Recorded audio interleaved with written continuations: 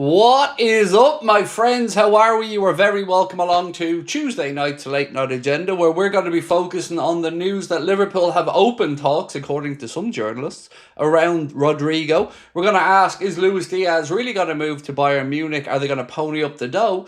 We're going to talk about Alexander Isak's injury. Very suspicious, this one. It's funny how Eddie Howe never mentioned the injury, isn't it, the other day? And now all of a sudden, we're the Liverpool fans are the ones that are inventing things. We're going to talk about the travelling squad, of course, over in Hong Kong, preparing for the game against AC Milan, and lots more over the next 90 minutes or so.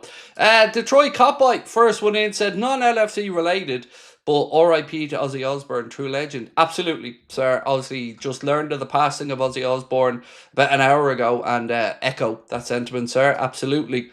Right, so, folks, how are we? So where to start tonight? Where to start? Well, do you know what? Let's start with the centre-back conversation, because I'd seen a lot of people in the chat again getting worried about the centre-back situation. And it looks like, well, at the very least, there's another target who've come into the equation at centre-back.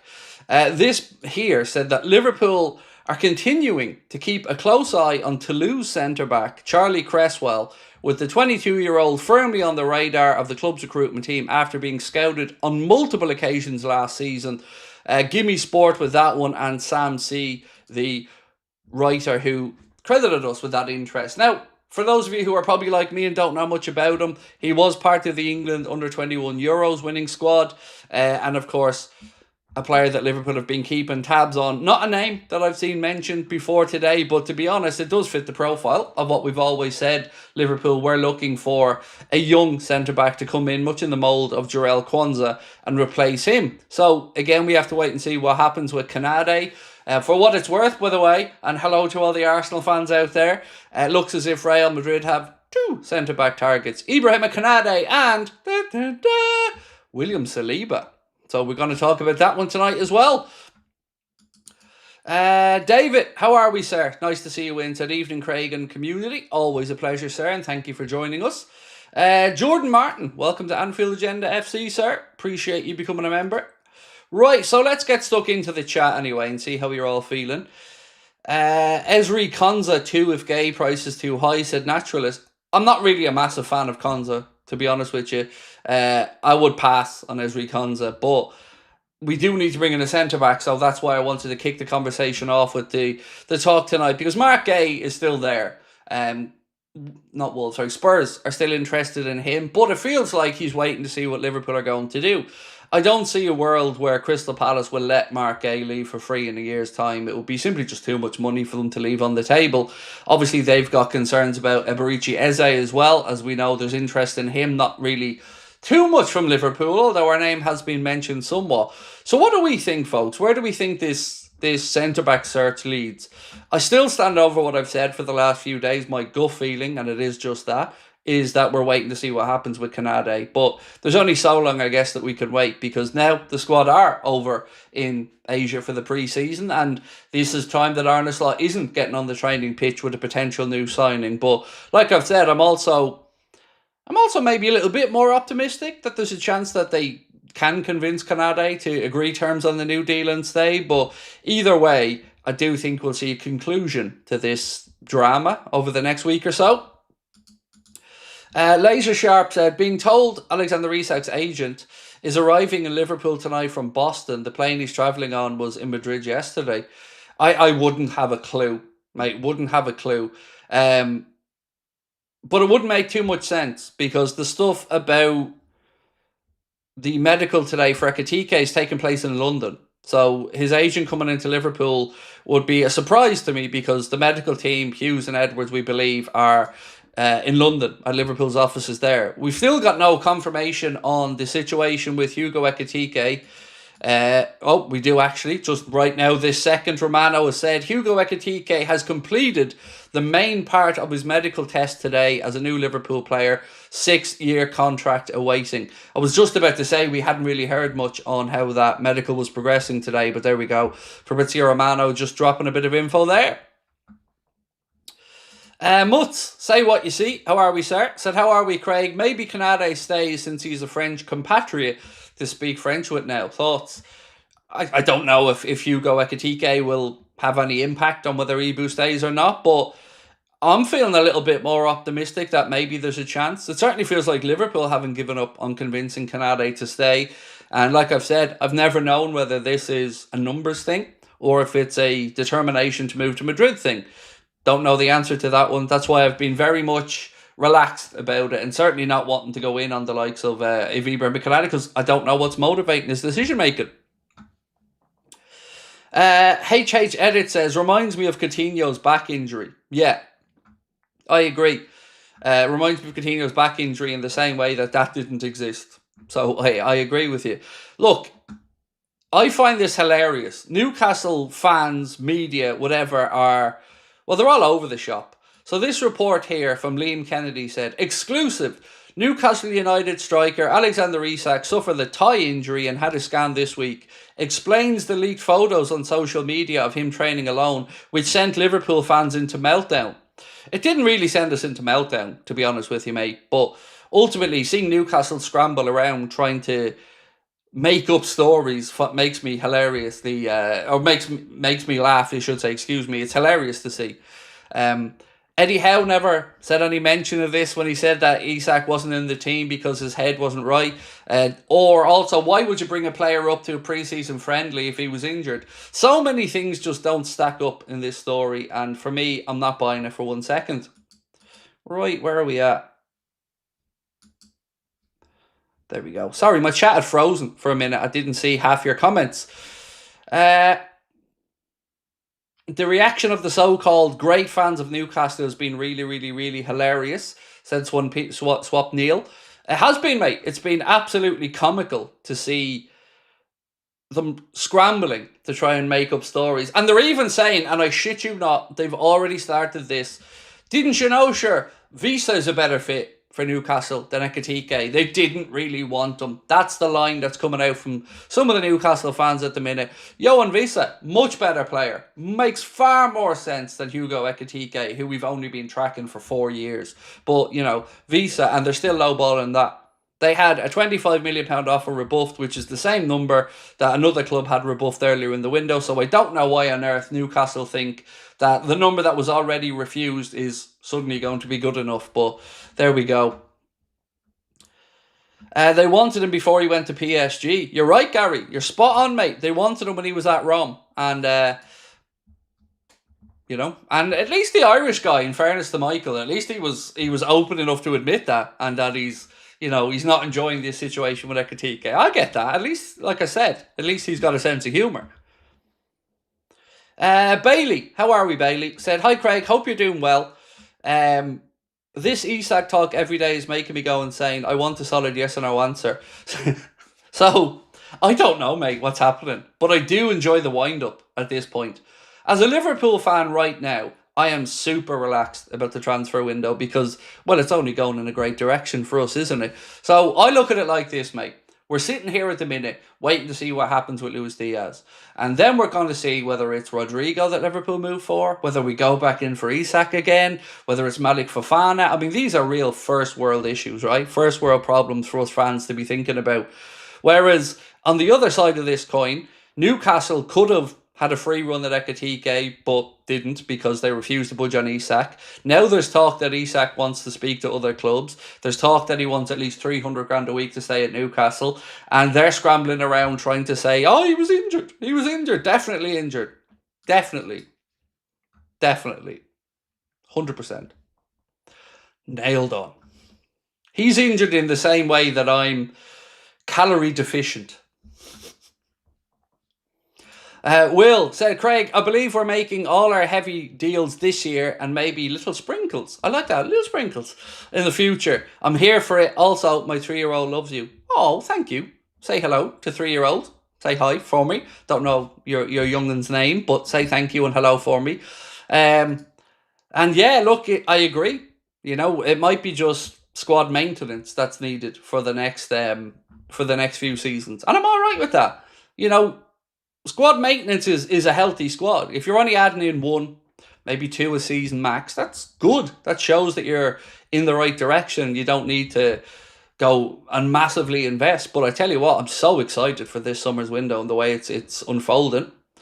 London Lions, how are we? So big up, Craig. Much love to you, my friend. Thank you and welcome in. Welsh Patriots, I've been a Liverpool fan for over 35 years and I've never seen Liverpool move like this. We're on fire. I know, I keep saying it. I don't know what else to say, but it is just remarkable. Absolutely remarkable. Wonder if Ozzy is teaching Diogo bad habits, said LFC Love. Yeah, I mean, I've seen a post from Diogo's wife today. It's just so sad. Just so sad, the whole tragedy. It really is. It's just, every time I think I'm sort of moving past it a little bit, nah. You see something, a clip, an image, and you're reminded what a special fella he was. David Doran said King Kong Bundy. Brilliant. Well done, David. Is that your way of calling me fat? I'm aware, dude. It's no shock to me. And King Kong Bundy, I mean, come on, dude. I'm a boomer. But if we're going King Kong Bundy, I mean, you're outing yourself as a massive boomer there as well, fella. How do I pronounce this gentleman's name? Hallelujah said, Craig, if we get our expected signings like Gay, Isak or Rodrigo, if not both, what are your expectations for next season? Number 7, number 21, what do you think? Definitely have the right to feel like the pressure's on to win trophies, because the squad that we've put together, it should be winning trophies. So the expectation, I think, of the fan base now is rightly shifting a little bit, because let's be honest, we should be favourites for the Premier League next year, and it's up to Arnott and the boys to live up to that. And I'm pretty confident they will, barring, of course, injuries or a really, really slow start to the season or something. But it's just great to see the options that Arnott's going to have. And, you know, we haven't even finished with our business yet. The longer they get to work together, and they're over there now working hard, I'm sure. Frimpong settling in, Kirkes settling in, Virgil settling in. EKITIKE will be joining the boys by the end of the week. Sorry if this is a bit sensitive, but did Liverpool get any insurance for Diogo Jota? So, the honest answer is, mate, I don't know the answer. I've seen a few different things mentioned in the media. You would have to believe that there is an insurance policy of some type, but what exactly that covers and doesn't cover, I don't want to speculate, because I don't want to give anybody fake information. Actually, what I can say to you guys is, we were talking about Mo Chatra the other night, and we were taking you guys through Mo's really good thread on X or Twitter. And delighted to say we're going to record with Mo on Thursday evening. So we're going to discuss how Liverpool are able to move like we are in this summer's transfer business, what it means for the finances of the club, and what type of wiggle room we have. So myself and Mo, we're going to sit down, and myself and Mo, we're going to sit down and try and figure it out. I'm going to ask Mo to explain it to me like I'm an idiot. So that's the way we're going to go. But yeah, looking forward to having a chat with Mo, and hopefully shedding a little bit more light on the financial situation. Eddie, how are we, sir? What number do you think Hugo will have? So I was thinking about this, Eddie, the other day. If Diaz leaves, I can see a world where either Hugo or Virgil takes the 7. If Darwin moves, then obviously the 9 makes sense. So that's what I'm thinking off the top of my head. You know, you couldn't leave the number 9 lying around, could you? Unless the injured fella maybe comes in later. But yeah, for me, the dream would have been giving Vert 7, because I love the idea of him having the 7. And then, of course, if Darwin moves on, the 9's available. But look, at the moment, those squad numbers are taken. So I don't know what the plan B would be, let's say. But we do know we're now 9 days away from the Liverpool Adidas stuff officially going live. So WWF Attitude Era said Rodrigo 7, Isak 14. I like where you're thinking there, sir. I like where you're thinking. 9 is for Isak.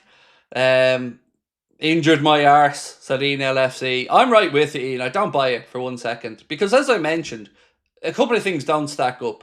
Why would you bring a player to a friendly if he was injured? Then the manager said it was his decision not to use him because of all the speculation around him. Then we have his agent coming out and talking about, the next point, the next journey in his career. None of that, in my opinion, points to an injury. But look, I get it. Football clubs have to lie. They have to. I get it. But I don't have to buy it, like I've said over and over again. And let's just ask, does anybody believe he's injured? Instead of asking, do you think we sign Isak? Let's just ask, do you think he's injured? And let's see what people think.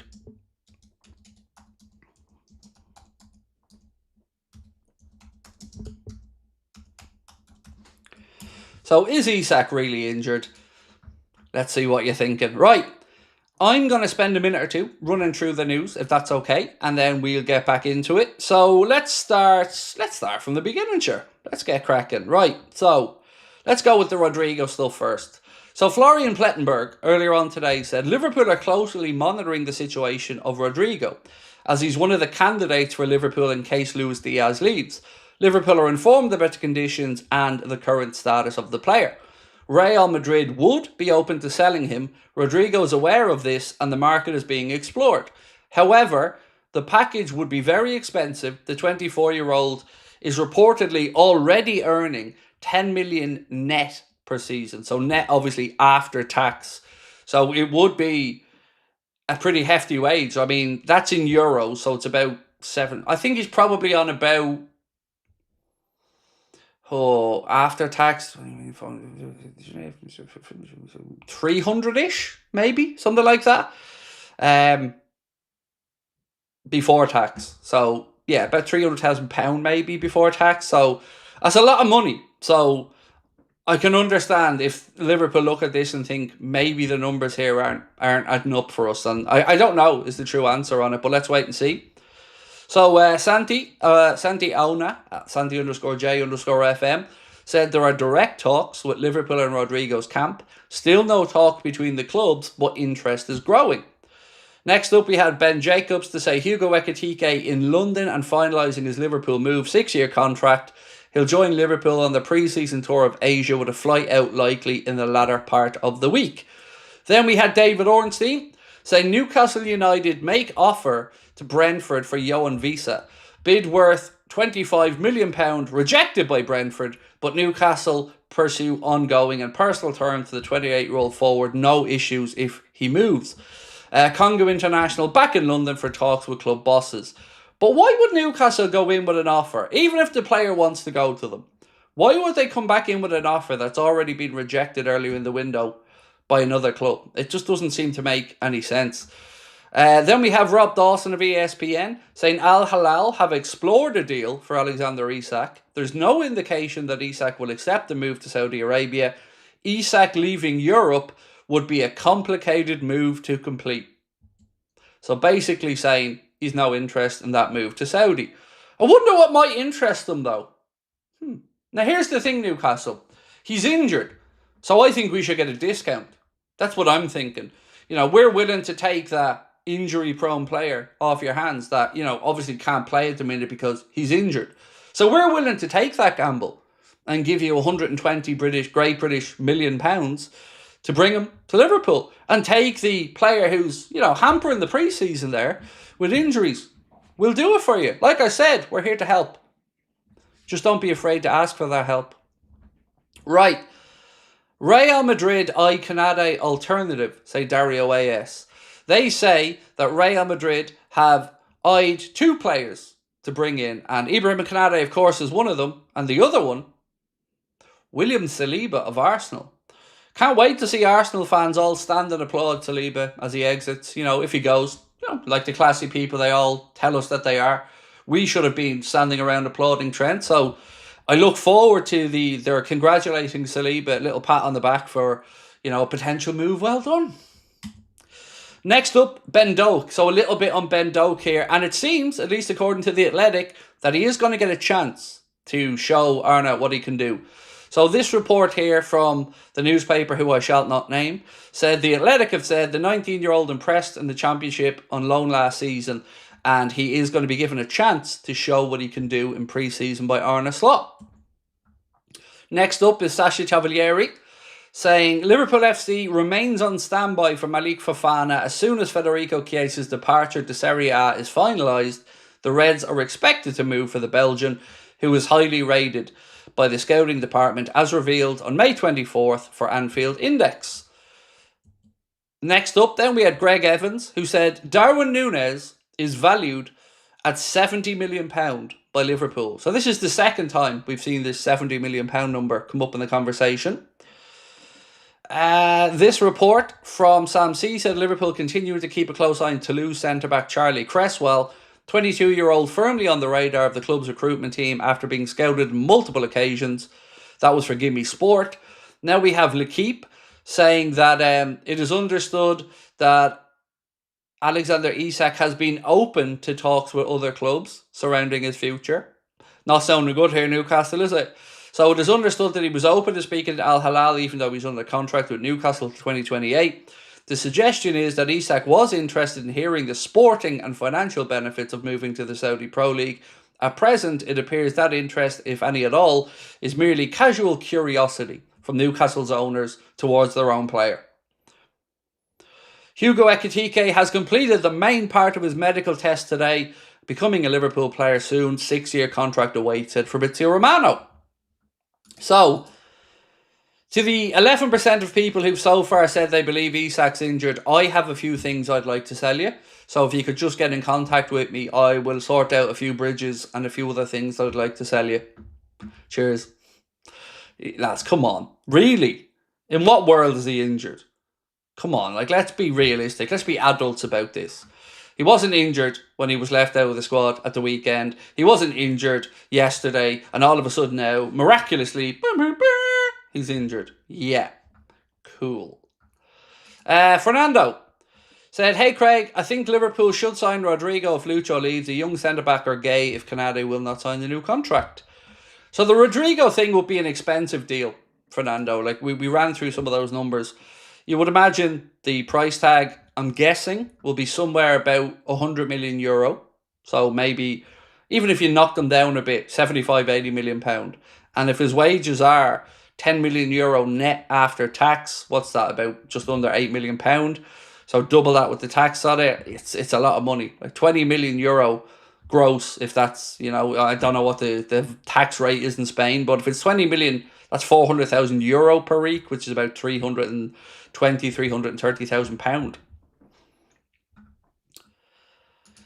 Chris Smith said, people keep asking, why do we need Isak? But it is more of a squad game now than ever. I hate to mention the Manx, but Ferguson always had 4 top strikers. I've seen a couple of those comments in the chat as well, Chris. And like you've said, for me, if we brought in Isak as well as Ekitike, and it's a big if you did it, it one, quells some of the fears around Isak maybe picking up an injury at a vital time in the season. And 2, again, less pressure on Ekitike.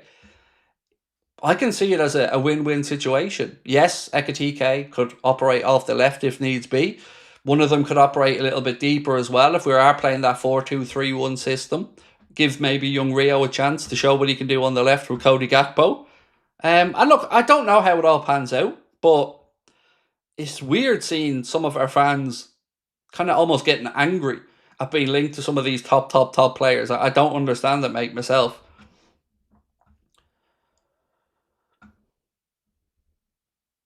Arna said he wants 2 good players to compete in each position. Exactly. And, respectfully, we certainly didn't expect the Diogo situation to transpire. I just wonder, though, do you think Liverpool are really confident that they're going to get this money for Darwin Núñez? Because if not, loads of people, and I mean loads of people, have been, saying to us, why not just keep Darwin? Why not have him as a backup? Now, I don't think it's going to happen, but again, right now, we do have 2 strikers at the club. If Ekitike comes in, you've Ekitike and you've got Darwin Núñez. And I think we need 2 strikers for what it's worth. Jayden Dan's probably going to go out on loan. There's been talk that Sunderland could be a destination for him again, so keep your eye on that one. If Jayden Dans can prove his fitness, maybe a late move in the window to Sunderland on loan. Craig, has Rio signed a contract yet? Next month, I believe, Phil, when he turns 17, I think he is going to sign that new deal. Mervyn, how are we? Mervyn Manica said, Craig, do you think we have a chance to sign Rodrigo, Isak and a centre-back and be done with transfers? Well, we will sign a centre-back, 100%. I don't know what forward we're going to sign after EKITIKE. I really don't. I haven't got a clue. The options being discussed publicly at the minute are Fofana, Rodrigo, Isak, and less so Anthony Gordon. So, I'd be a liar, mate, if I said to you I know which way we're going. What's the story, Craig? Love the fantasy name. Oh, my name for the FPL. Yeah, so if anybody wants to check me on FPL, my name. And Mark can put in the link if he wants to the Anfield Agenda FPL. My name on there is Geordies Love Craig. True story. It's a love affair. Me and the Geordies, I can't wait. If I go to St. James's Park for their first home game of the season, I can't wait. I'm sure I'm going to be met with, the usual warm Geordie welcome. Nothing but hugs and welcome to the club, Craig. Great to have you up here. It's lovely to see you paying us a visit. Yeah. Call it a diplomatic mission on behalf of Liverpool fans. Right, 1-2 said, update on Hugo wages. Don't buy that news at all. More than Virgil, 60k at Frankfurt, one good season. He only wanted Liverpool. Our wage structure is strict. I don't know the wage, mate. Haven't got a clue. I know the one you're referring to. And like your good self, I did sit back and go, hang on. Virgil is starting off on 200 grand a week basic. And we paid over £100 million for him. So I am somewhat dubious of that report from Patrick Berger, but let's just wait and see. But I kind of would lean and fall down on your side of this, mate. It seems a tad high. Maybe that's if bonuses are met or something like that. I don't know. But yeah, it does seem a little bit high, doesn't it? I'm finally going to be reunited with my Premier League trophy tomorrow. I'm going to Mullingar to collect it from a very, very kind person who's brought it back from Liverpool for me. So, Rory, thank you again, mate. Looking forward to meeting you tomorrow. So there will be no early video tomorrow unless Connor's recording one around EKITIKE because I have to hit the road early in the morning. Oh, why is that? What's going on here? Sorry, that buffered for a second, which is unusual. Sorry if there was a buffer there for a second. Shouldn't have happened. My apologies. Right. We need morning agenda show also. No. Not for me, mate. I don't do mornings. Yeah, I don't do mornings, mate. Sorry. It's never going to happen for me. I only go to bed about 7 or 8 a.m. So, I'm only getting up at like 2 o'clock, 2:30. So there's never going to be a morning show for me, mate. It's not my not the way I move. So again, like I've said, there was a small glitch for a second. If you just refresh, it should be right back. And again, sincere apologies on that one. Not really sure what happened.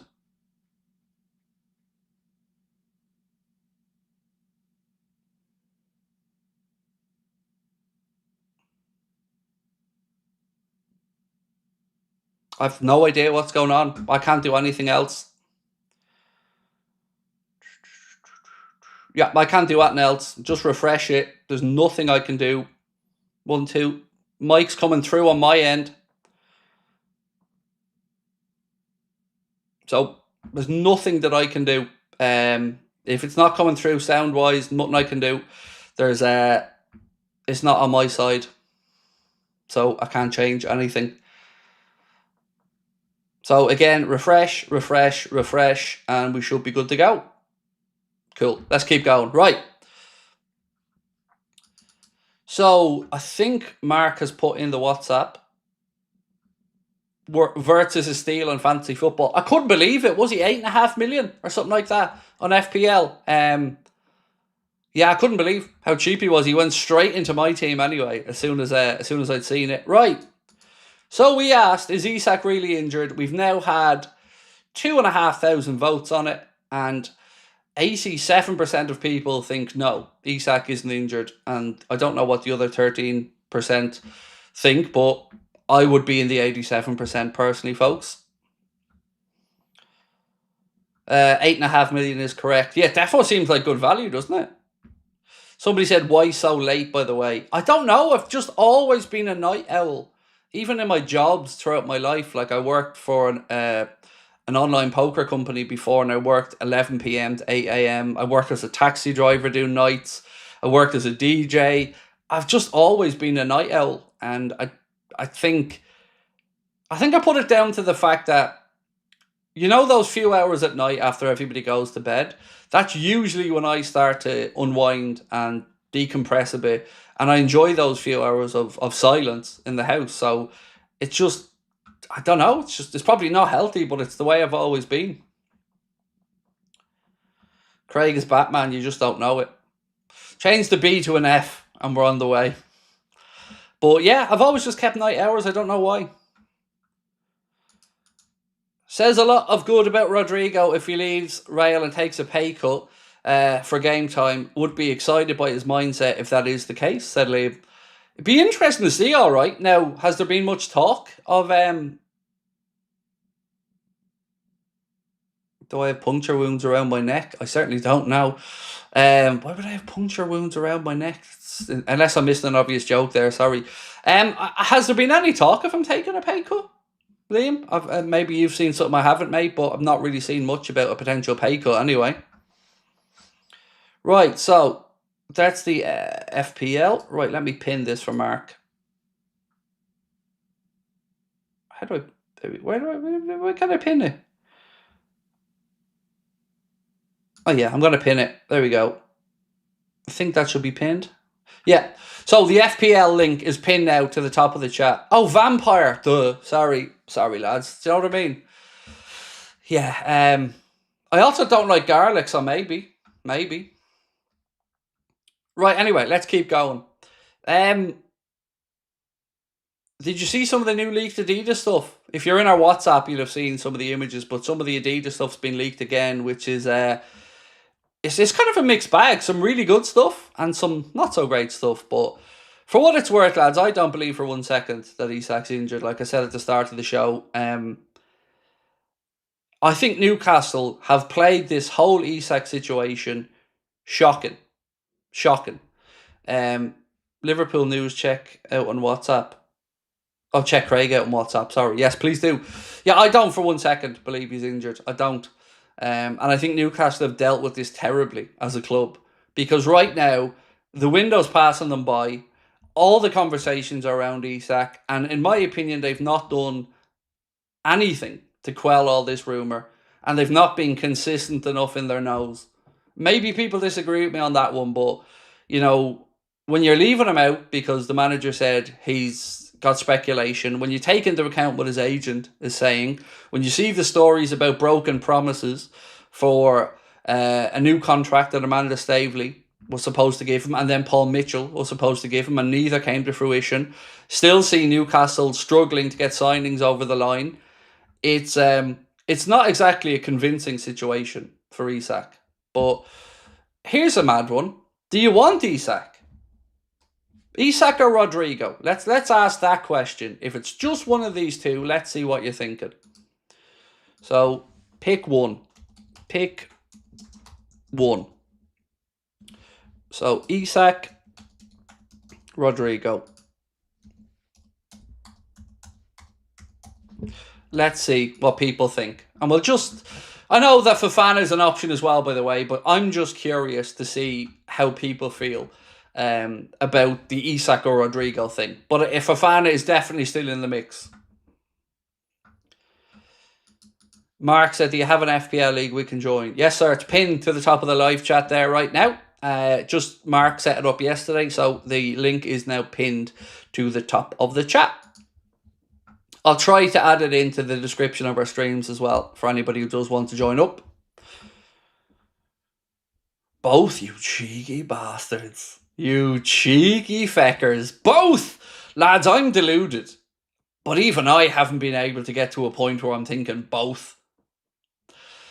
This poll is going to be close. The poll based on Diaz, 100% is based off Diaz, but it's looking like Diaz is going to go. That's my reading of it, anyway, is that DS is going to go. But yeah, you're right. Yeah, I can't get to a point where I'm thinking both.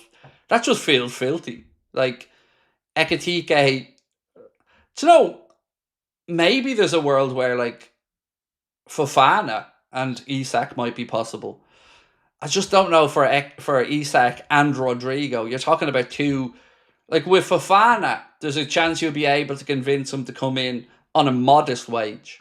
You know, the transfer fee might still be 50 or 60 million euro, but because he's at an early point in his career, you think maybe you could probably get him in on a reasonable enough salary.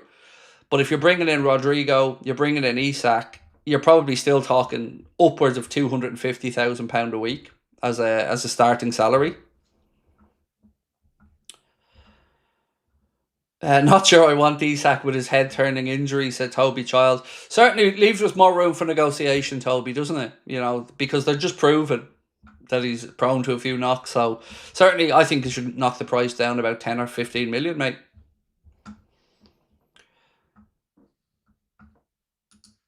If Saka was for sale, would you have him at Liverpool? Yes, I would.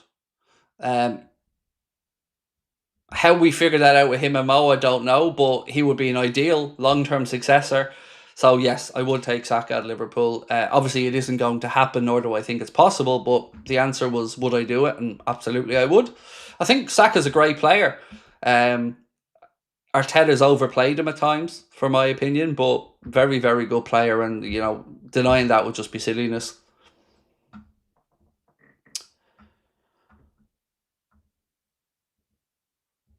Something about seeing Rodrigo great at Liverpool and then scoring against Madrid seems magical. It'd be great, wouldn't it? Imagine this for a scenario.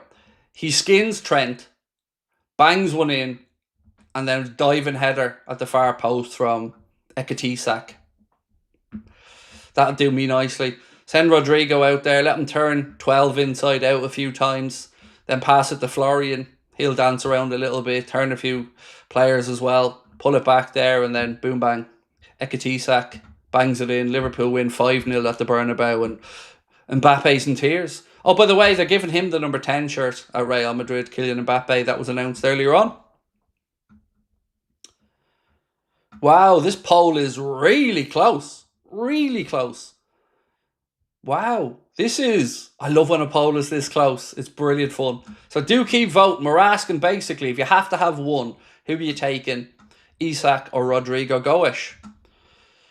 Chris Barley said, imagine Rodrigo 7 on the Reds Adidas kit. Ooh. Yes, I know. I know that sounds maybe a tad disrespectful because Lucho's still our number 7. And I'm more than happy to see Lucho Diaz 7 on the Liverpool kit next season as well. But yeah, it would be tasty, mate.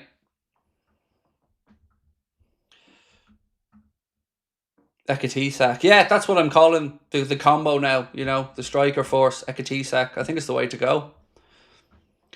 50-50 in the poll. Wow, 50-50. That's crazy. Shouldn't we be thinking of an auction for a striker position on the bench? We probably have one, though. Like, the way I look at it anyway is, let's say, well, EKITIKE is going to happen because, you know, the medical's taking place and all. So EKITIKE is coming to the club. So he's one option to the centre. If Darwin leaves and we don't bring in another, what we'd call bona fide striker, you still have Gakpo, who can come in central. We've got Szoboszlai and Virgil, who could operate in a false nine if needs be. We've got young Jayden Danns for the future, but probably not for the here and now. So it depends on the way the manager wants to set up. That's what I keep coming back to. But the more options we have, the more versatility Arna's going to have. And Rodrigo, as Alfonso said, can play left, right, centre forward. Absolutely. Now, I know he prefers to play left, obviously, but he can and has played right across the front three.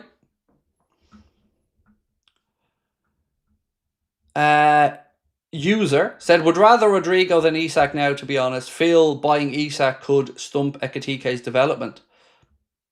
So, I'm really warming to the signing of Ekitike over, you know, my own ignorance, like I said, all the way through. Didn't know all that much about him. Knew the trajectory of his career, but would be a liar if I said I'd watched a lot of him.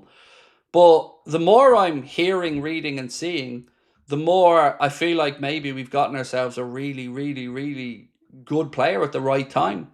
You know, I don't really worry that it didn't work out with PSG. May have been wrong time in his career. It happens. But I feel like, well, first thing I want to say is the amount of copium and the amount of rejigging of how good EKITIKE is all of a sudden when he's joining us is absolutely comical. You know what I'm talking about, right?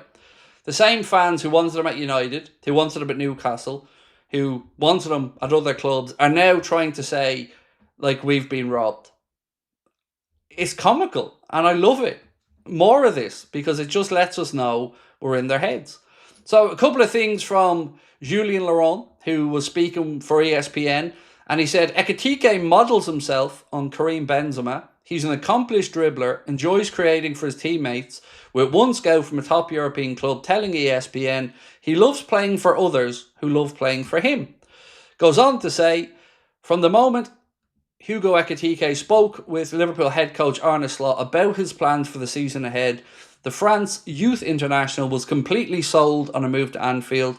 It's understood Slot held a Zoom call with Ekitike during which Liverpool coach detailed his need for a mobile and dynamic number 9 who could combine brilliance on the ball with tenacity and intelligence off it.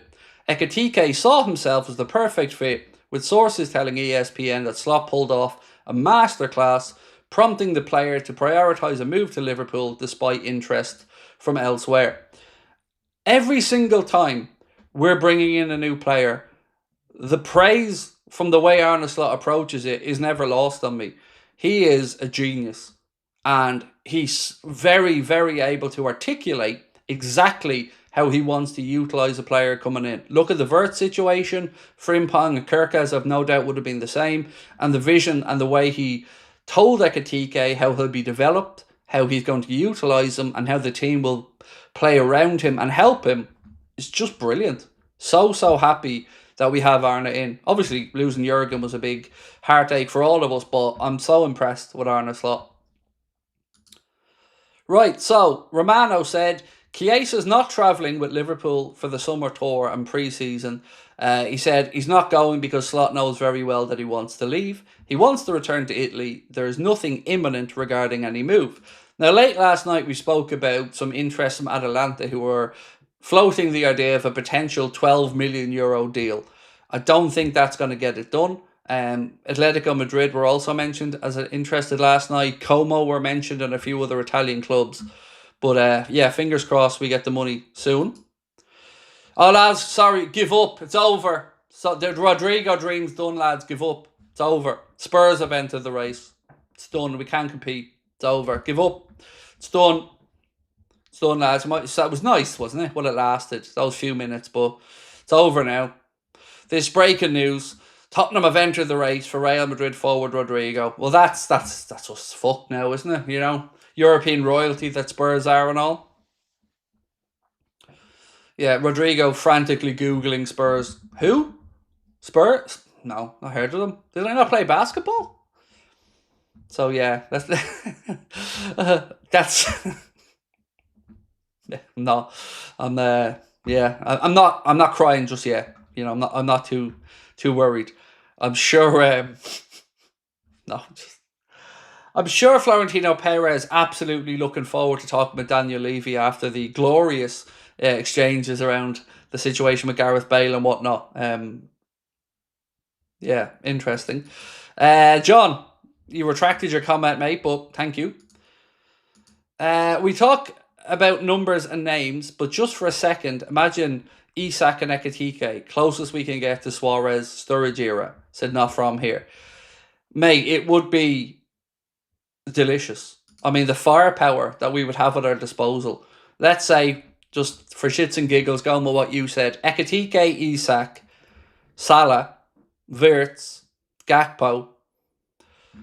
It's amazing. Young Rio. Chiesa is still at the club, although he might move on. Jones as well in the attack. It's just phenomenal. The firepower that we'd have would be absolutely ridiculous. Badr, how are we, sir? Said, hey Craig, can we have the news for today, please? Just ran through it a few minutes ago, sir. We'll go back over it in a while, but basically, the big news of the day is confirmed interest in Rodrigo. Nothing really from the English journals on this, so I'm kind of waiting before I fall in love with the idea. Isaac is apparently injured, according to a report, Badr, excuse me, but I'm not buying it. The report comes from Liam Kennedy, who said, it's for NewcastleWorld.com, said, exclusive, Newcastle striker Alexander Isak suffered a thigh injury, had scans this week. Explains leaked photos on social media of him training alone, which sent Liverpool fans into meltdown, details of the injury, etc. in the piece. Except it just doesn't stack up. Because why would you include him with the squad to play against Celtic? Why would the manager then say it was his decision not to play him and it was because of the speculation around his future? Never any mention of an injury. And then today when he's training alone and it's becoming really clear again that Newcastle aren't handling this situation very well, all of a sudden there's an injury. I'm not buying it. Yeah. Just like me, when I'm walking down the vegetable aisle and I look at the broccoli, I'm not buying it. I don't know what's going on here, John, but none of your comments are coming through, dude. Appreciate the super chats, but thank you. Right, this poll is still deadlocked. After nearly 2,500 votes, it's still deadlocked. So pick one. Isak or Rodrigo. 50-50 at the minute. Do we need both strikers, though? Yes. Like, respectfully, we're about to lose our second striker. Obviously, Diogo through the tragic accident that took himself and Andre. And we're going to lose Darwin. And we're probably going to lose Diaz, who isn't really a striker, but did operate in that role this season. So I would say, yes, we do need two. But I could also understand if Rio was maybe going to be given a chance to back up Gakpo on the left, and then we were bringing in two central options. Where I actually struggle with the number side of it is when it comes to if we lose Chiesa. Because then we'll have lost Federico, Darwin, Diaz, and obviously Diogo. So that's 4. Is 2 enough there? I'm not sure, is the honest answer. Yeah, I'm really not sure if we had 4 removals from our attack, if 2 is going to cut it. I don't know. You're having a meltdown with predictive text. Oh, been there, John, mate. Been there. Yeah, I get you. I feel your pain, bro. Flabberjack said, what would be your ideal front 3 for next season?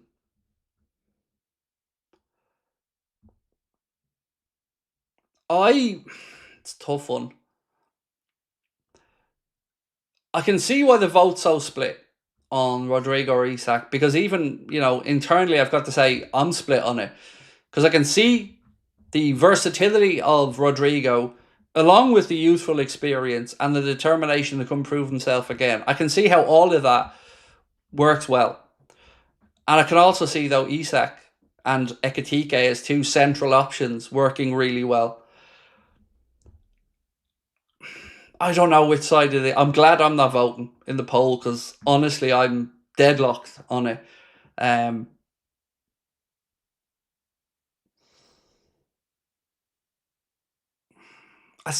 just feel we'd need a third, even if it's a young player. I just feel 4 out, 2 in just isn't going to cut it. Let's go for Visa. I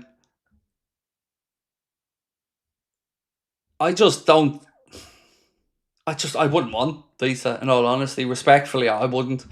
When I look at the players from Brentford over the years, Mbeumo, absolutely. Look, banter aside with United fans, and Mbeumo's a good signing. Whatever about the price, if people think it's fair or not, that's an individual thing. But Mbeumo's a really good signing. And look, if I was a United fan, hearing him speaking about growing up, wearing the jersey, supporting the team, you'd have to say that would give you a bit of the feel-good factor.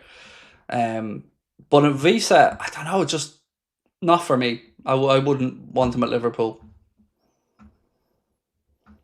Rodrigo and Mateta, said Fionn Murphy. Fionn, I just can't see a world that Newcastle sell Mateta, or excuse me, Crystal Palace sell Mateta. They're going to lose Mark A this summer. They may lose Eze because I think there's a release clause in his contract. So if that's triggered and he wants to move, they can't really do that much to stop it. So I just can't see a world where they then let Mateta go as well. And then, of course, we're all talking about maybe going for Adam Wharton at some point. I can't see Palace being fleeced like that.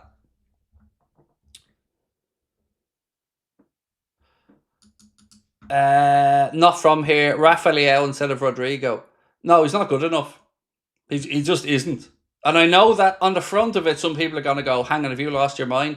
But honestly, there's nowhere near enough consistency from Rafael. And you can ask Milan fans that.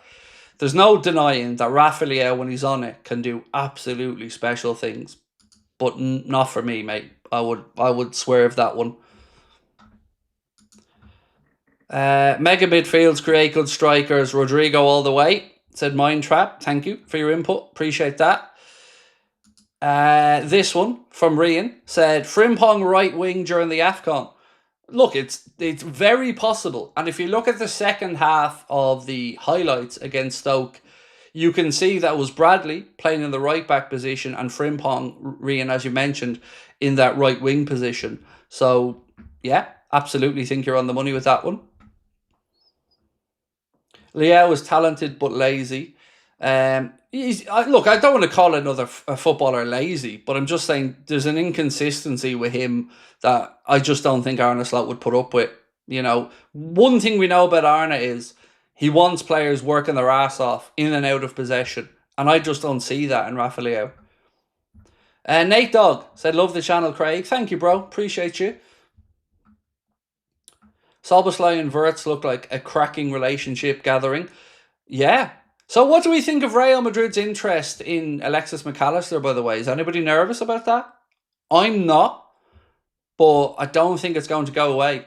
I think they know there's no hope this summer of signing Alexis McAllister.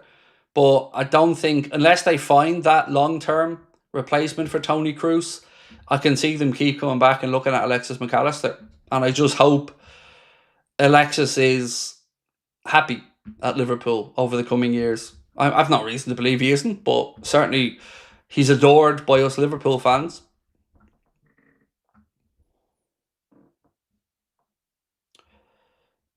I thought Alexis already said no. He did for the minute mark, yeah. But there's still time in his career. Like, what is Alexis McAllister now age-wise? I don't actually know. I'm guessing he's probably, 24? Macca, something around that age. So even in 4 years' time, he could move somewhere. Let's say it was Madrid for argument's sake. In 4 years, he's 26, is he? Okay. So let's say 3 years' time then. He moved on at 29. You could still play 4, 5, 6 years in Spain, a la Luka Modric. So, yeah, I just don't think we have to be concerned about Macca for the here and now because he is unfinished business here. And I think he'll be, if he ever does depart Liverpool, it'll be with another league title and a Champions League. Will Madrid want to sell Liverpool with the team that's getting built major Champions League contender? Don't know, Daniel. It's a valid question, mate. Same way you could say we don't want to sell to them. But if Rodrigo wants out, there probably won't be too many clubs being able to put together the financials to, one, attract a player and then get Madrid what they want. So it might be a necessary evil. There's no way I can see Rodrigo going to the Saudi Pro League because he's very adamant he still wants to achieve in Europe. So despite the Galacticos of Spurs entering the conversation, I think it might be a sale of necessity. And then maybe it's a conversation around Canada as well, depending on how that goes with Liverpool.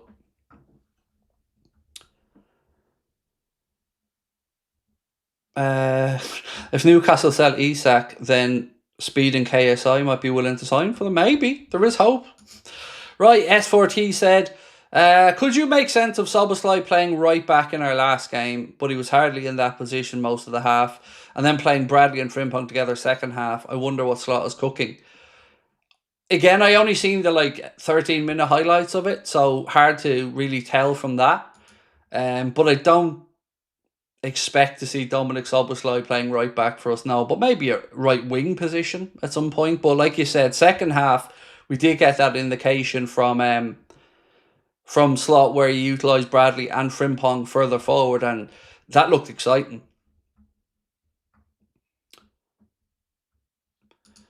Sean, how are we, Sean? Sean McCaffrey said, "Hi Craig, only started watching the channel recently. Things feel surreal since the Bellingham saga. Would you still hypothetically take him?"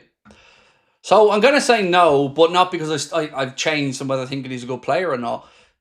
We don't need him. We've got Virgil in, and I'm very, very happy with Virgil. But also, Sean, if I'm being really honest with you, mate, I haven't liked the body language of Bellingham in a Real Madrid shirt. I haven't liked the attitude towards the officials. I just haven't liked the way he's carried himself on the pitch. It feels like he's bought into the entitled, everything should go our way, we are Real Madrid kind of bullshit. And I don't like seeing that in him. All top players are going to be determined and not happy when things aren't going well. But yeah, no. I would, if you offered both of them to me now, Virgil or Bellingham, I'm keeping Florian. Thank you very much. Do you think Gay can fill Canade's boots? And even if he does, VVD just turned 34, 1 season more maybe, then what? Well, 2 seasons more for Van Dijk because he just signed that deal. Do I think Gay could fill Canade's boots? Absolutely. Yeah. Look, I'm really happy if you said to me, Craig, either Canade signing a new deal or Mark Gay is going to come in. I'm more than happy with either one of those options. And I think then in the future, you're going to see Liverpool start to look to who will become Virgil's long-term successor. Will that be Mark Gay? Will Canade be sold that vision if he stays at the club that you will become the next Virgil van Dijk in 2 years' time? I don't know, but I very much know from everything that we've been told about the way we operate in the window that this planning is in place for all these eventualities. Right. Oh my days. I'm going to end the poll because it's over 3,000 votes. 51% went for Rodrigo. 49% went for Isak. That's how close this poll was. Slightly, just ever so slightly, more people thought Rodrigo would be a better option than Isak. That's really interesting to see. And thank you to everyone that took part in the poll. It's a tough one though, isn't it? Because you can make really good arguments around either one. Yeah, and I'm on the fence on it. Like I said, I'm absolutely getting splinters on my backside because I don't know which one would be the better one. So I feel instinctively, if you said to me that Arna was going to really try to utilise young Rio, I probably would lean towards Isak because we still have the 2 options on the left. And I would like to have 2 striker options. So I'd probably lean to Isak in the debate, but I need to know that Rio's going to get more opportunities. So Breezy said, we've been missing a consistent striker who can put the ball in the back of the net for a long time now. Yes, sir. Yeah, I agree. And like I've said, I don't know enough about Hugo to say that he's going to fill that void. But I know if we had both of them, you'd be very confident someone's putting the ball in the net. Celestino Thanos said, what do you think about Charlie Creswell? Honest time, don't know much about him, but can totally understand the profile of player because I told you the plan was for Liverpool to look for a young centre-back when they sold Kwanzaa. So looking at Charlie Creswell, 22 years of age, at Toulouse at the minute, having moved from, I don't know, what club was he at in the UK? Leeds, was it? Before he went over? I think it was Leeds. At Toulouse now, and this report for Gimme Sport said, Liverpool are continuing to keep a close eye on Toulouse centre-back Charlie Creswell, 22-year-old firmly on the radar of the club's recruitment team after being scouted on multiple occasions. I haven't got a clue if he's any good or not. But he must be if we're looking at him.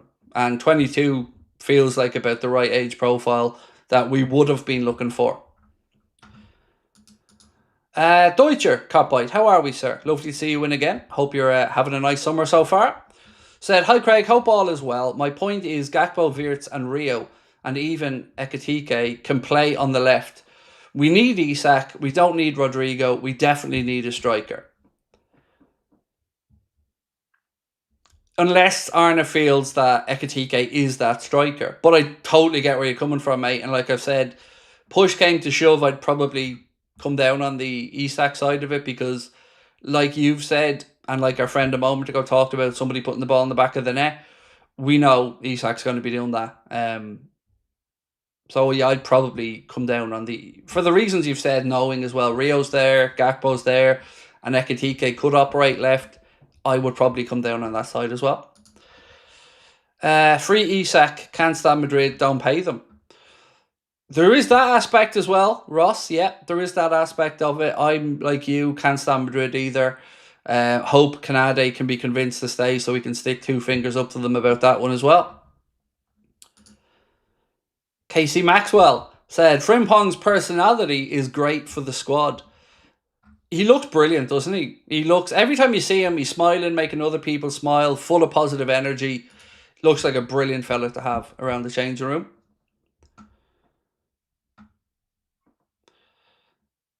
Can we do a Darwin poll, stay or go? Yeah, sure. Like I said, I think he's going to go, but more than happy to throw a poll up if you guys would like him. 1 second.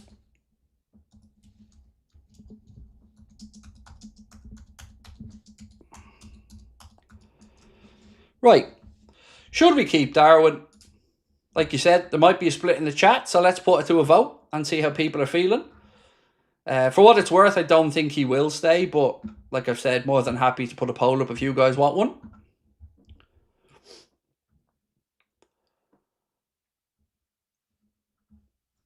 Harvey said, Joe Gomez revival this season, underrated at centre-back. I think it's just the availability issue with Joe. Because even with the best will in the world, we can't go into a season with a minimum amount of centre-backs and having to think we're going to keep Joe fit for an entire season. I agree with you about the quality of the guy. Like I've said, I'm a Joe Gomez fan. His versatility is brilliant. But you can't rely on him to be fit, unfortunately. You know, and he's had some really unlucky injuries as well. But yeah, I just glad he's back fit and all, but I don't think we can be hanging our hat on him staying fit. But he will be scoring this year, Harvey. He's going to get that goal. Oh, it's beginning to look a lot like Christmas. It's unbelievable, isn't it, Andrew? What a summer we're having, fella. I can't believe it. Like I said, every day you look at your phone, you're thinking, how is this real? How is this possible? And on that, like I mentioned, we are going to have Mo Chatra on Thursday. I'm not sure if we're going to put the video out Thursday night or Friday morning, but we're going to have a chat with Mo about the football finances, and he's going to walk us through how Liverpool are able to do what we're doing this summer and not cause ourselves too many problems. BM said, Craig, do you not think the best and cheapest option would be to give Canade and Diaz 200k 5-year contracts, as it would only cost 100 million? Neither of them are worth 200 grand a week in my book, so I would say no. You'd also be committing money to Diaz with no sale at the end of it, because you're putting him through till he's 33 then. It's just Liverpool, for whatever reason, don't want to throw money at Diaz. They just don't. And I think that's evidently clear. They can say that they don't want to sell him as much as they want, but they also don't seem to want to throw money on the table to give him a new deal. So I feel like the club think they can improve and they can look to a younger attacker. Canade, I think he's about 150, 160 a week as a centre-back, personally. Nothing to say you can't renew that in 2 years. And let's say, for argument's sake, you give Ibu a new deal and in 2 years Virgil moves on or hangs up his boots and Canade becomes the leader of that defence. nothing to say you can't revisit again and maybe push the contract up to, I don't know, whatever, 220 or whatever at that point. But for me, he's on 80 now, absolutely deserves a significant pay rise, of course, but not 200. I just think that's too much.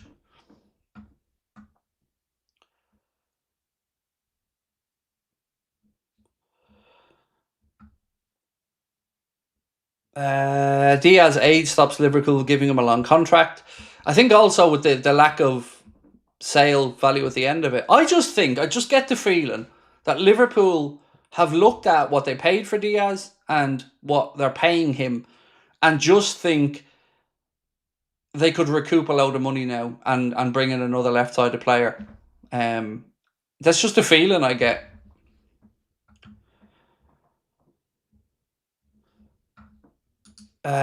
Do I want Darwin out? Yes. Is the smart choice after Jota? Excuse me, is it the smart choice after Jota? I don't think so. He could click with EKITIKE, or the least he can do is be a great sub for him. Or, and again, I'm playing devil's advocate here because you've put out the positives of potentials of a positive. Or he could sulk, he could have social media strops, and we could have a negative influence in the dressing room, right? So let's be honest. Ekitike's come in.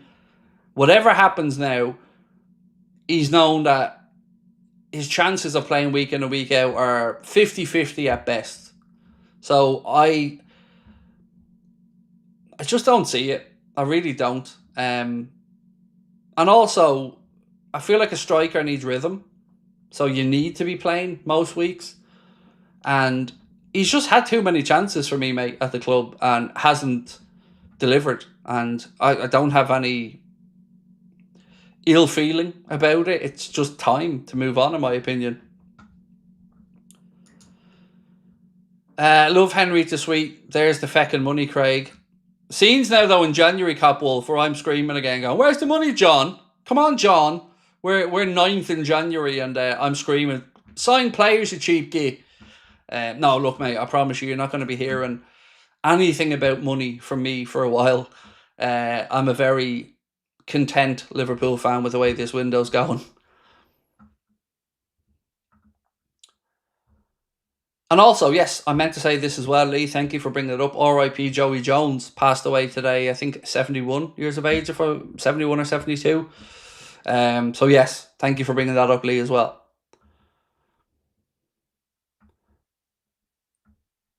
Craig, by my account, we have at least 5 world-class players in the first team. Do you agree?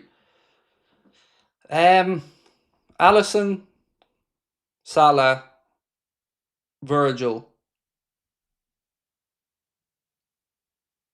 Maka. And then I think it's open to debate. So, is Virts there yet? Has he done enough to prove that? You could argue yes, others could say no. Is Gravenberch there? No, not yet. Not on the world-class level for me. So, I think 4 and you can make an argument for a few more. If you're talking Virts, then 5. I'd agree on the 5. Kevin said, I'd give Darwin more time with Arna. I get the point that he's the one to throw on with 10 minutes to go. But he had those chances last season, mate, and he had a whole season with Arna. And he didn't deliver. Now, he didn't have the worst season in the world, but I think Arna's already looked at him and thought, he isn't it for me. So, but again, it's so tough because you're talking with fans who want to be optimistic and give a player an opportunity. So I don't like the side of me that is so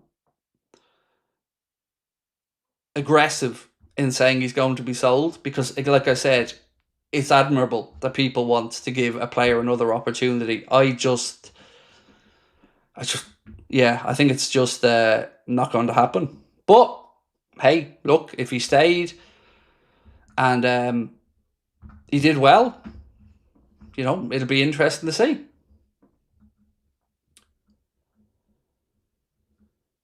Right, so question is, should we keep Darwin Núñez? Remember, You guys asked for the poll, so we want to see what way the Anfield Agenda audience are really thinking on the situation.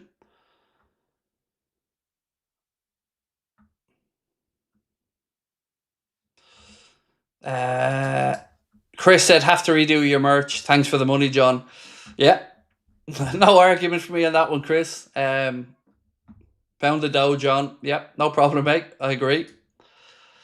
Paul said, let's lodge the bid for Isak and rattle them. Yes, Paul. There you go. A fellow shithouse. I love it. I'm with you, Paul. Let's go in there. 120 mil. Throw it down on the table and see what happens. Even with the injury, Paul. Do you know what I mean? We're being generous here, aren't we? He's injured and we're still willing to pay top money for him.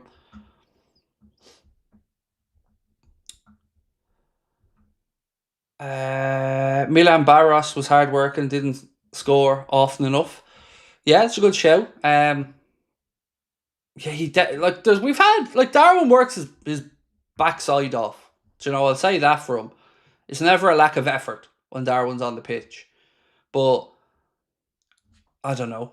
For me, there's a couple of things that just annoy me. I can't get past it, and the offside stuff is definitely one of it.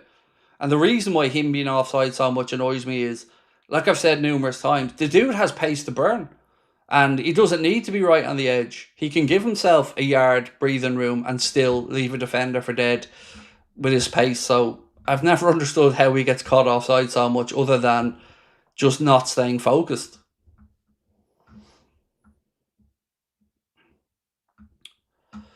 Drew said, would fans be happy with EKITIKE and Gakpo as the main strikers for the start of next season? Well, Gakpo's going to be on the left because Diaz is going to most likely move on. I don't know. Yeah, I understand where you're going because Gakpo is capable of being central. The way I look at it, there's very few people that have a nailed down position in our team except probably Mo. I think Gakpo can play, like you've said, in a couple of positions. I think if Rodrigo came in, absolutely able to play in a couple of positions. But I feel like we just need to be relaxed because we're talking about top level players here in any which way.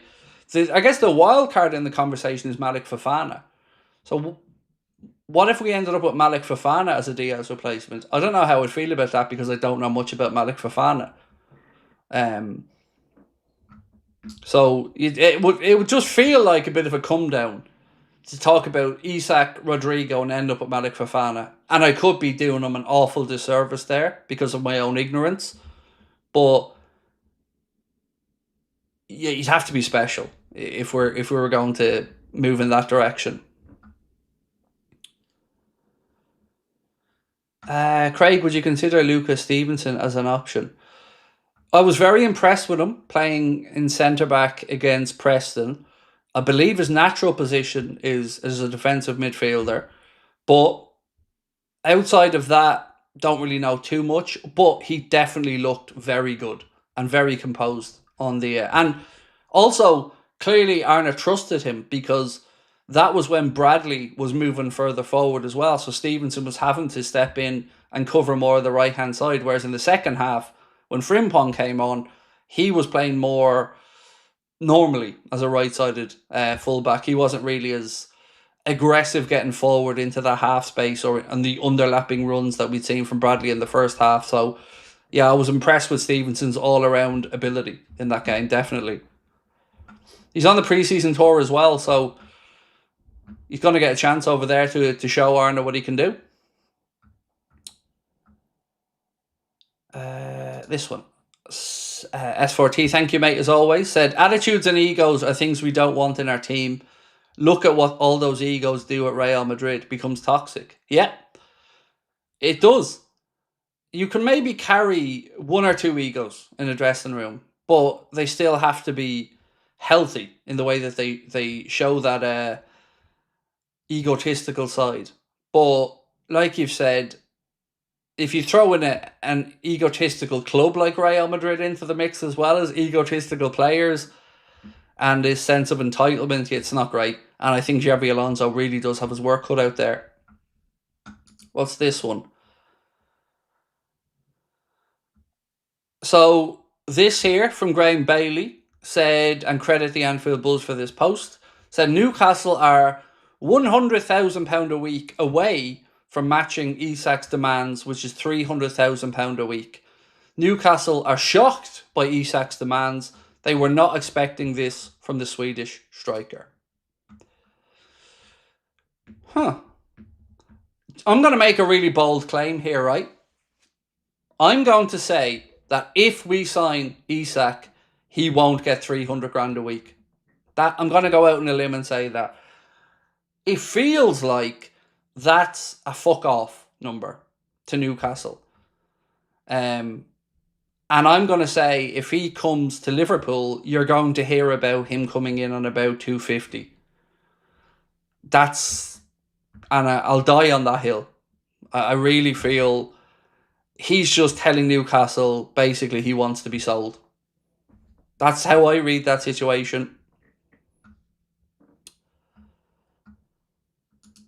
Not from here said biggest Darwin enemy is his mentality, I think. For a man that talks about resilience a lot, and you know, he seems to get in his own head quite a bit, and as an overly sensitive fella myself, I understand it. But I think he was given the arm around the shoulder treatment, and he was given the tough love treatment, and I think it's just not there in the Premier League for him.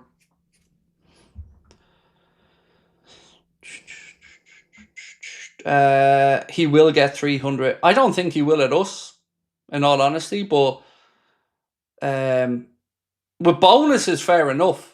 But no one's talking about bonuses here. I think if we do sign him, I think you're going to hear of him coming in on about 250 grand a week plus bonuses, and it will boil piss. But for me, it just feels like there's no this is I don't want to stay at Newcastle number to me. This one, the Packers have just signed an Irish lad. Nice. Appreciate that. Hopefully he does well. Do you realistically see any club putting up the money we want for Nunez and Diaz, as I'm not convinced we get the figures being mentioned? Yes, Saudi. I'm sorry that sounds a really blunt, short answer, mate, but Saudi. Because remember, they tried to lure Michael Edwards over there and give him a job. So he has the contacts to know what might be forthcoming from Saudi with regards to Diaz and Darwin. And that's why I think we've been so relaxed in rebuffing offers from the likes of Bayern Munich and the lowball offer from Napoli. So I'm not saying I agree with it, but I feel the club think and know of offers that are forthcoming that will match those numbers. I've never known whether the players were open to the possibility of it, but I think we'll get to a number with Bayern that will do a deal, especially with the offer of 280 grand a week on the table for Diaz wages there. But for Darwin, look, AC Milan, their name is in the mix, Juventus. Let's wait and see. It's certainly a brave stance to take. And do I think he's worth 70 million? No, I think 70 million is too high for Darwin, but if we get it, brilliant. Sweets said, keep Nunez one more season. He works hard and he's already scoring in pre-season. It's good depth. He works hard and he's scoring in pre-season. Can't argue about either of those. But we've seen 2.5 years of it. Why do you think it's going to change? Genuinely. Not trying to be an asshole. But what do you think is going to change now? 2.5 years and 2 managers later. What's so special about this season? Why all of a sudden is it all going to come together? I'm not trying to be an asshole. I can tell you why I don't think it'll work, but I don't understand, outside of goodwill and hope, I don't understand the other aspect. I don't see it. And again, banging in goals against Stoke in pre-season isn't banging in goals against Paris Saint-Germain, the Champions League, or Arsenal at the Emirates, or it's... I just don't see it.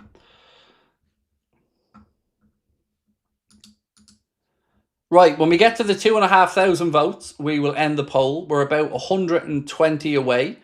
So while you guys are finishing up those votes, last reminder as well to check in on the Anfield Agenda WhatsApp. Oh, we just got verified on Instagram as well, which is class. So we're hoping to have the WhatsApp verified soon as well. If you'd like to join us in there, scan the QR code on the screen.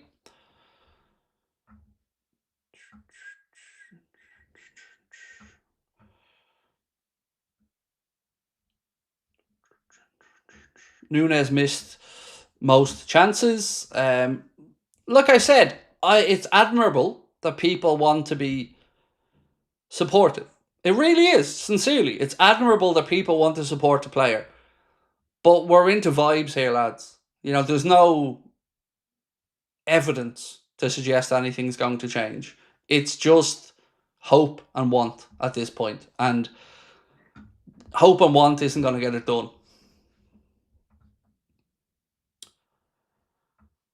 So, have we got to the 2,500? 30 votes to go. And I'm really interested by this one, actually. I don't know if I'm surprised by the result, but it's interesting. So, we have 25 to go, 19 to go. Nearly there.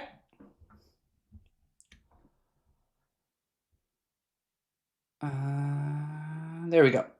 So, 63% of people said that we should not keep Darwin. 37% of people said yes, we should keep Darwin. 63% of people said no, we shouldn't keep Darwin. So, as you can see there, roughly almost 2/3 of the fan base don't want to give him another roll of the dice. So, I think the majority have spoken on that one, and I'm certainly in that camp.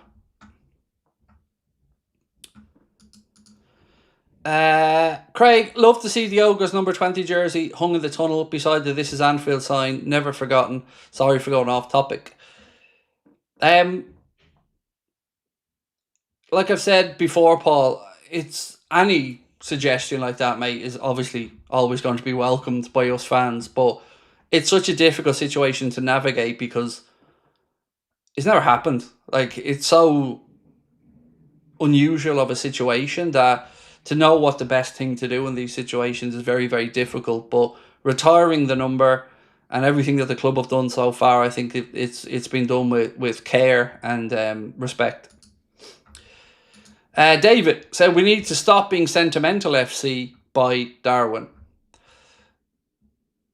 I get it. Like, I'm with you, David. I agree. But like I've said, I struggle to give out to people or moan at people who want to support a player that's at the club, but I just don't see it.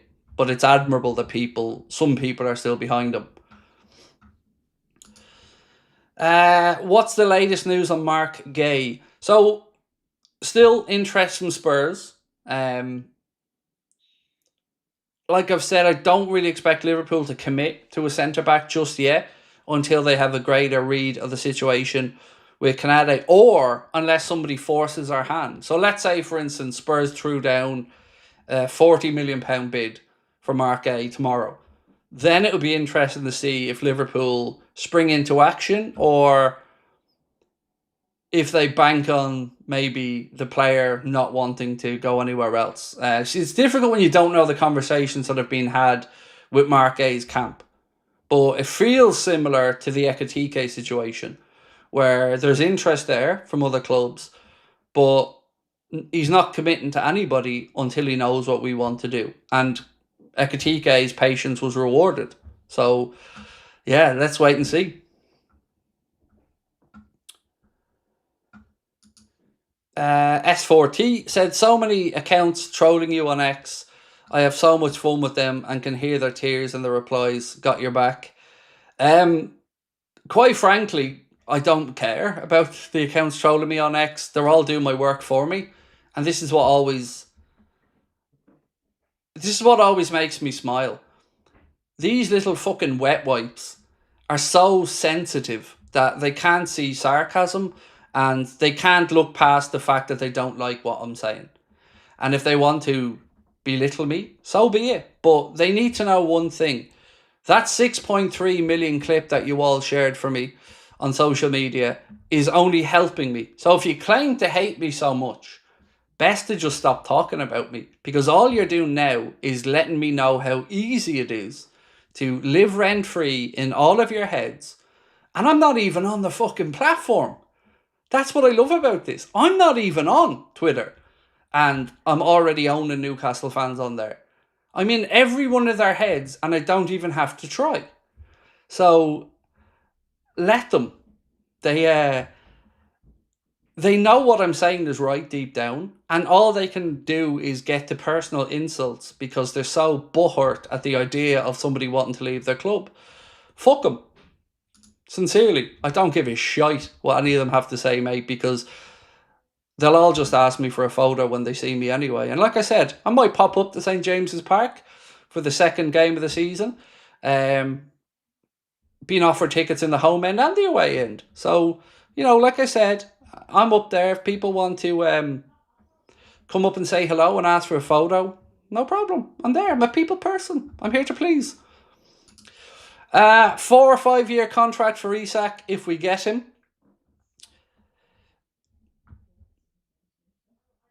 5, yeah. 5 minimum, I think, at this point.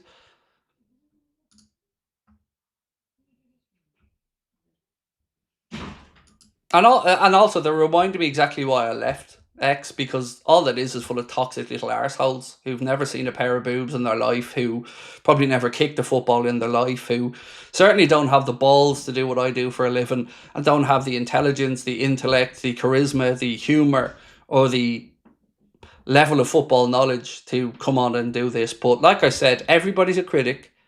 Brilliant. Keep doing my work for me. I couldn't have paid for the publicity Newcastle fans have given me over the last week. Like I said, 6.3 million clip without even being on the platform. I own Newcastle at the moment. I own their fans. Let that sit, Newcastle fans. Let it sit. And I'm not talking about the good Newcastle fans like True Geordie and the Irish guy, people who actually understand the fucking joke. I'm talking about the sensitive little wet wipes that are supposed to be a hardy bunch of football fans with a good sense of humour. But they have been triggered like that. And the worst thing that you can do to an asshole like me is let me know I'm in your head, because I am fucking relentless. And I sit here at night thinking of ways now to poke and probe the Newcastle fans because it's so easy. Mark said Darwin's goals and assists is similar to Isak per minute on penalties. I'd love to watch a Swedish striker battle for the Prem between Gyökeres and Isak in a red kit. I keep praying, said Itachi. Look, I think Gyökeres will do all right at Arsenal, like I've said before. It's mad to me how much of a meal they've made of getting it done. And do you know what? Like, the thing about those Newcastle fans that gets me the most is, if anybody actually listens to me speaking about Newcastle fans over the last 3 years, I've only ever been respectful and kind for them. But just because I'm not telling the little wet wipes what they want to hear, and because they're all living in this la-la land of fucking delusion where they think Newcastle are Real Madrid and that somehow they've won in this situation. How's that, lads? Isak doesn't want to be there. You're having to make up injuries. He's demanding 300 grand a week. I told you we'd take EKITIKE if you didn't back off, and we did. So what have I been wrong about? I'm right. They know it. I win. I've done that one. Sorry.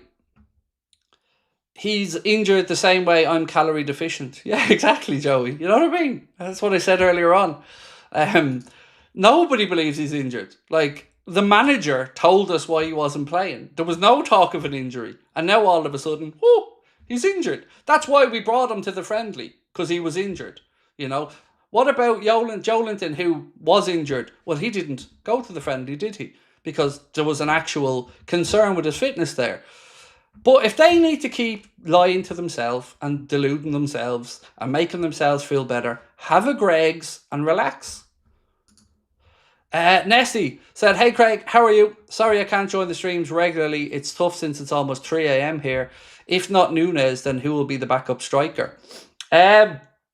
It's a very good question, Essie. It's not going to be Dan's this year, I don't think. I think we'll probably see him go out on loan at the end of the window. There's talk Sunderland are still in. So let's see what happens there. As somebody pointed out in the chat earlier on as well, we could have Gakpo come in centrally. We could perhaps see a world where we play with a false nine, whether that's Virts or Soboslai. Yeah, you know what? Whatever we think as fans, the club and Ireland will know what they need and what level of depth we want going into the season.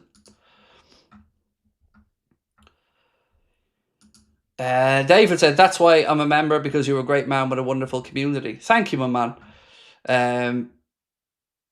I don't get the Newcastle fans' fucking anger at me. It's so weird and misplaced. But whatever they need to do to make themselves feel better, like I said, David, crack on. Any reason Arnott is managing Italy's women's team? Does he look like the Italian manager? I haven't been keeping an eye on the game. But 1-1, I can gather from the chat anyway.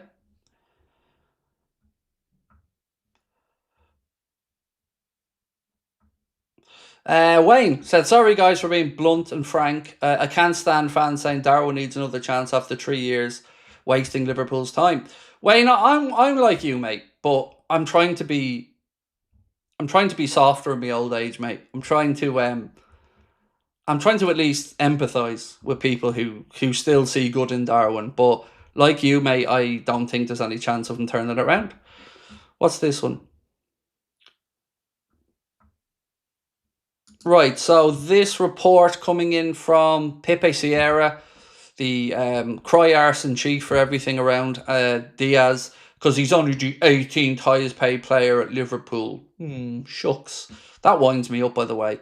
I hate seeing our club belittled by anybody, let alone journalists that are obviously trying to back up a player that they think highly of, but not at the expense of my club, thank you. So Pepe Sierra has said, Luis Diaz has asked Liverpool that if they're not going to renew his contract, accept the upcoming offer from Bayern. No. Simple as that. If Bayern pay what Liverpool deem acceptable, he'll go. This is what gets me about all of these. All these players, they look at what they want, which is fair enough, and he sees the €280,000 a week that Bayern are willing to pay him. But if all these clubs want players so much, and it was the same with Darwin and Napoli, stop getting in the players' ears and wasting everybody's time until you get to an agreement with the club. Because Darwin's time was wasted by Napoli when everybody knew that they were cheap and everybody knew that De Laurentiis had no intention of getting near the number that Liverpool wanted because they're cheap. And now it's the same with Bayern. You paid €100 million for Kane. If you want Luis Diaz, the number is going to be about £80 million. Stop tickling his balls. Stop talking to his agent. Stop putting the pressure on in the media. Stop doing everything you're doing to try to be destabilising when Liverpool have only ever been very good to Diaz and his family. And he's a multi-millionaire. He might not be a millionaire as many times over as he might think he should be in his head, but ultimately, ask him this question. Was he happy when he signed the 5.5-year contract when he joined? Was it a step up from what he was earning at Porto? And I would dare to say he was, or he wouldn't have signed the contract. And Liverpool, just at this moment in time, don't seem to want to give him a pay bump. So, tough. You're going to just have to sit there and keep playing, or hope that the club that apparently is doing everything to try and sign you actually stops being cheap and gets to a number that Liverpool will listen to. Because it's all just noise if that's not the case. And I am very much enjoying Bayern Munich looking like absolute mugs in this transfer window. Their arrogance lost them out on Virts. And now we're seeing the same arrogance feel entitled that we should just roll over and give them Luis Diaz. No, fuck you. S4T, thank you, bro, for gifting those memberships. Appreciate you. So, again, Bayern, pay the money or go away. and move on to Malik Fofana or whoever else your targets are.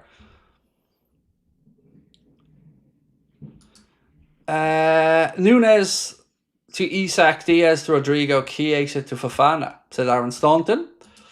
Husker22 Chad said, where is Szoboszlai going to fit into the roster? I can't imagine he'd be happy playing 15 minutes a game. Stop tickling his balls. Again, I think we're guilty at times, mate, excuse me, of maybe just thinking in starting 11 terms. And we can't do that. And I really liked hearing Szoboszlai say he's not just going to give up his spot. And he doesn't strike me as the type of guy who would. But I do think that the levels are going to be raised now. Virgil is in there. Jones has stepped up. Dom has done very well. And Arne clearly rates him, as do we all. But there'll be enough minutes for everybody. And it's up to these guys to prove that they should be in the starting 11. So I've no doubt that Dominic Szoboszlai will rise to the challenge. And that it will lift the levels for everybody. Bayern Munich got no pull these days, don't appeal compared to us. The one signing that they got that I will give them credit for and surprised me was Elise. Very much was surprised when they managed to convince Elise to go and join them, because that's a good signing, and Michael Elise is a really good footballer. Yeah. So Diaz wants to improve his conditions and sees the opportunity with the German team. So yeah, he wants money. At least now we're getting to the truth of it. Diaz wants money. More money. So it's greed at this point. Now, I know people are going to say to me, Craig is being paid less than X. Tough. He signed a contract. If he's not happy, well then prove to the club he deserves a pay rise. And has he done that? Like, if we strip away all the bullshit, has he fully replaced Sadio Mane? No, he hasn't. He's come off the back of what is probably his best year. But I don't know a single Liverpool fan that doesn't feel like he's been inconsistent. And his end product hasn't been enough. So all this just feels like this has been in the works for 2 years. It was Barcelona before. Now it's Bayern, and it's all about money, money, money. Because you're not going to Bayern Munich because you think you have a better chance of winning more major honours there than at Liverpool. You want payday. Fine, you'll get your payday if Bayern stump up the cash to tempt Liverpool to sell. If not, then put in a transfer request, forgo your 10 to 15%, show the world exactly why you want to move, and stop all this bullshit and pretense. Like I said, people are allowed to say what they want in the media. Football players and agents are allowed to spin out and say whatever the fuck they want. But I'm also allowed as a fan to sit here and call out the bullshit. And this is, I want more money. Simple as that. And Liverpool aren't giving it to him, and he's throwing his toys out of the pram about it. Well, again, tough. Tell Bayern to stop being cheap, and then you'll get your 280 grand a week. Simple as that. I don't get it.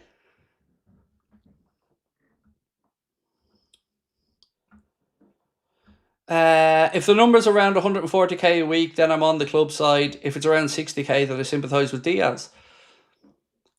So let's look at that. If it's 60k, is he being underpaid? Yeah, I would say he's been underpaid. But he still signed the contract. So clearly he got multiples of what he was getting paid at Porto. And this isn't the first time we've heard this. This conversation around more money has been going on for a season or two. And it was his old lad talking about Barcelona at one point. And that in itself was disrespectful. So I back the club's stance on it. The club don't want to give him a pay rise. And the club have also briefed to some of the media, like the newspaper who I won't speak about, said that club sources have briefed them that he earns closer to 140 grand a week. So, truth is, what someone gets paid is very personal and private, and I don't know his pay structure. I don't know his contract. But like I said, I'm sick and tired of hearing about this type of shit. I was tired of it with Mane, when we were all told as Liverpool fans that us as fans and the club were mistreating Mane and that he was going to be loved at Bayern, and coincidentally was also making a fuckload more money at Bayern. How did that work? Was he loved at Bayern? Were the Liverpool fans shown up to be horrible people and the Bayern family welcomed him in and loved him? No, absolutely not. So again, I'm going to stick up for my club, and in this situation, he's under contract and he's still a multi-millionaire. If you want more money, then convince the club to pony up the money. Simple as that for me. So that's it. Stop trying to belittle our club. Simple as that. What happened to the being professional part of it? He's under contract with 2 years to go. Simple as that.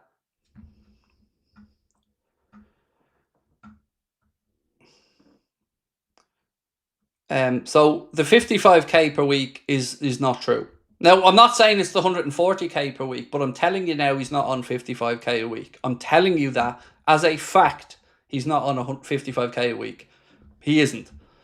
I think his base wage is about 80, 75, 80, from the information I've heard behind the scenes. But again, this is all guesswork.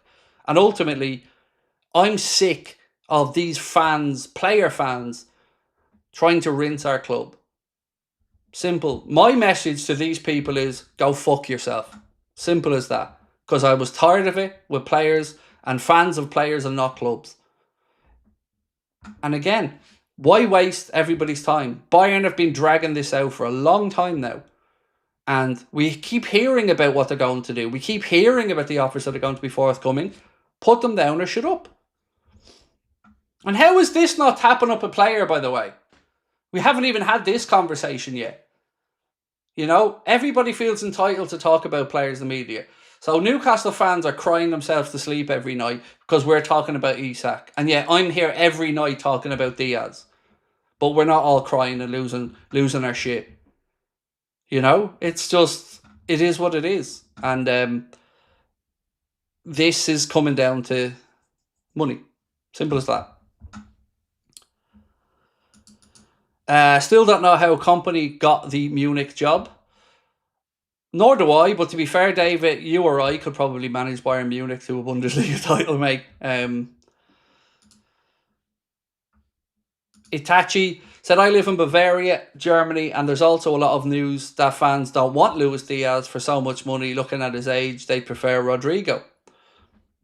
Cool. Well, then go get Rodrigo. Like I've said, I don't get it. But, you know, we didn't invent this story.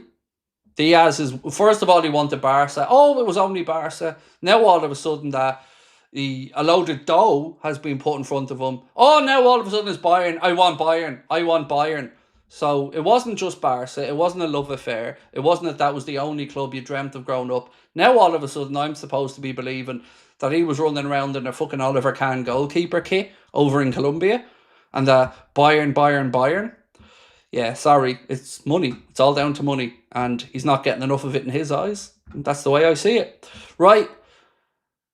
I'm going to say goodnight. And I'm going to go record the late night news update video where we will talk about the Newcastle story with Isak. We'll talk about Rodrigo and a few other bits and pieces.